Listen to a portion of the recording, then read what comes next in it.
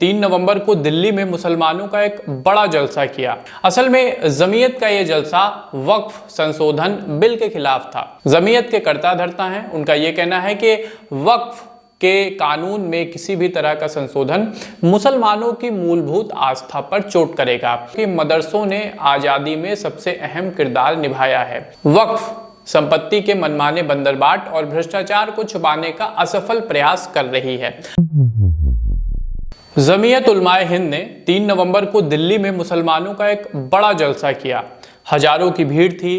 केंद्र सरकार को चुनौती देने वाले भाषण हो रहे थे और कहा यह गया कि दरअसल ये रैली संविधान को बचाने के लिए है, कॉन्स्टिट्यूशन प्रोटेक्शन की एक रैली है। असल में जमीयत का यह जलसा वक्फ संशोधन बिल के खिलाफ था। मौलाना अरशद मदनी जमीयत के कर्ता धर्ता हैं, उनका यह कहना है कि वक्फ के कानून में किसी भी तरह का संशोधन मुसलमानों की मूलभूत आस्था पर चोट करेगा और केंद्र की मोदी सरकार को ऐसे किसी भी कदम से बचना चाहिए। जमीयत के इस जलसे के मौजू का थोड़ा सा अंश मैं आपके सामने पढ़ देता हूं, जिससे आपको क्लियर हो जाए कि असल में जमीयत का कहना क्या है। तो उन्हीं के भाषण का अंश है कि हम कहते हैं कि मदरसों को मत छेड़ो, जब तक मदरसे हैं तभी तक आज़ादी है। जब मदरसों का वजूद नहीं रहेगा तो धरती का भी वजूद खत्म हो जाएगा, क्योंकि मदरसों ने आज़ादी में सबसे अहम किरदार निभाया है। ये लोग हमारे नबी की शान में गुस्ताखी करते हैं और चाहते हैं कि मुसलमान हिंसा करे और सड़कों पर आ जाए, लेकिन हमें कानून हाथ में नहीं लेना है। तो भाई कुछ इस तरह के भाषण वहां पर हो रहे थे। मेरी नज़र में जमीयत बड़ी समझदारी से धर्म और सामाजिक उपबंधों को आपस में मिलाकर मुसलमानों की कोर रिलीजियस आइडियोलॉजी को कोई भी सरकार घटा बढ़ा नहीं सकती है। ये सरकार के दायरे से बाहर की बात है। लेकिन एक ऐसी संस्था जिसके बारे में ये कहा जाता है कि रेलवे और डिफेंस के बाद सबसे ज़्यादा ज़मीनें वक्फ के पास हैं, उसके नियमन के लिए एक स्वतंत्र संस्था या रेगुलेशन बॉडी क्यों ना बने? क्या ये देश हित का एक मुद्दा नहीं है?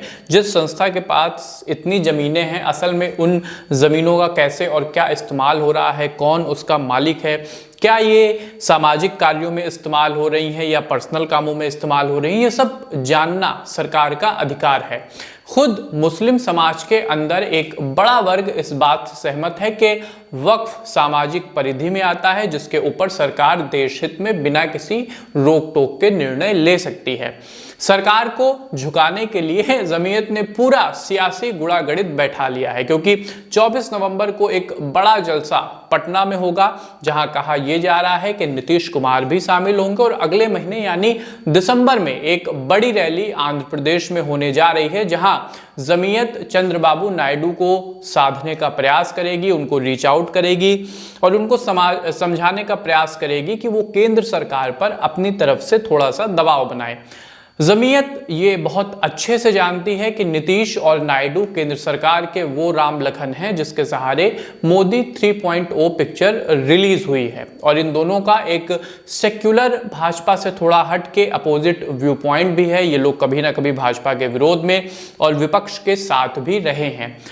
आने वाले 6-7 महीने अपने आप में बेहद इंटरेस्टिंग रहेंगे, क्योंकि अगर अंदर खाने कहीं विपक्ष की लार्जर पॉलिटिकल फील्डिंग में नीतीश या नायडू फंसते हैं या उस ओर जाते हैं तो मोदी सरकार के लिए मुश्किल बढ़ेगी। और जमीयत इस बार बेहद सोच समझ के एक एक कदम का इवैल्यूएशन करके आगे बढ़ रही है और वो किसी न किसी प्रकार वक्फ संशोधन जो बिल है उसको रुकवाना चाहती है।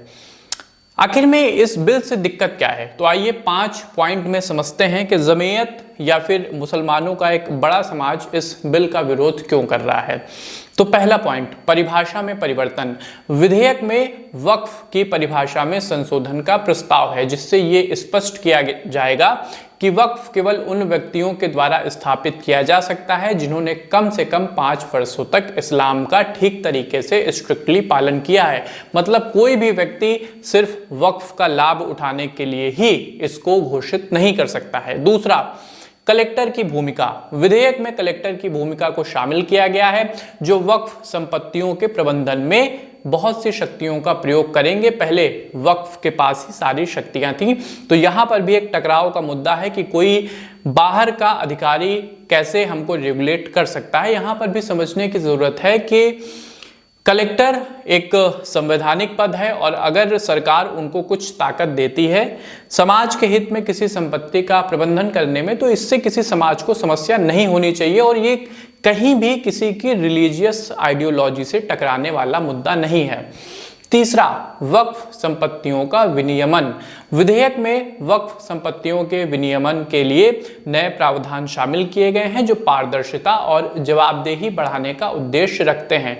मतलब कि ज़मीनें किसके पास हैं, किस उद्देश्य से हैं, उसकी अथॉरिटी किसके पास है, उसका इस्तेमाल क्या हो रहा है, समाज के लिए वो कैसे उपयोगी है, ये सारी बातें कहीं ना कहीं सरकार जानने समझने का प्रयास करेगी। धार्मिक मामलों में हस्तक्षेप। जमीयत का मानना है कि सरकार का यह कदम मुसलमानों के धार्मिक मामलों में अनुचित हस्तक्षेप है जो उनके धार्मिक अधिकारों का उल्लंघन करता है। देखिए, यहाँ पर बहुत ही सामान्य सी समझने की बात है। किसी भी धर्म में दो चीज़ें होती हैं, एक उनकी कोर आइडियोलॉजी होती है, कोर उनका रिलीजियस थॉट होता है, और एक होते हैं कुछ सामाजिक उपबंध। किसी भी धर्म की जो कोर आइडियोलॉजी है उसको सरकार नहीं बदल सकती है, चाहे वो कोई भी धर्म हो, लेकिन जो सामाजिक उपबंध हैं, जो सामाजिक नियम कानून हैं, वो बदलते समय के साथ बदलते हैं। और मुस्लिम समाज को विशेष रूप से समझने की ज़रूरत है कि जब सोसाइटी बदलेगी तो कहीं ना कहीं जो सोशल एलिमेंट हैं किसी भी धर्म के, वो एक लार्जर पब्लिक ऑर्डर को बनाए रखने के लिए किसी न किसी अथॉरिटी की तरफ से बदले जाएंगे।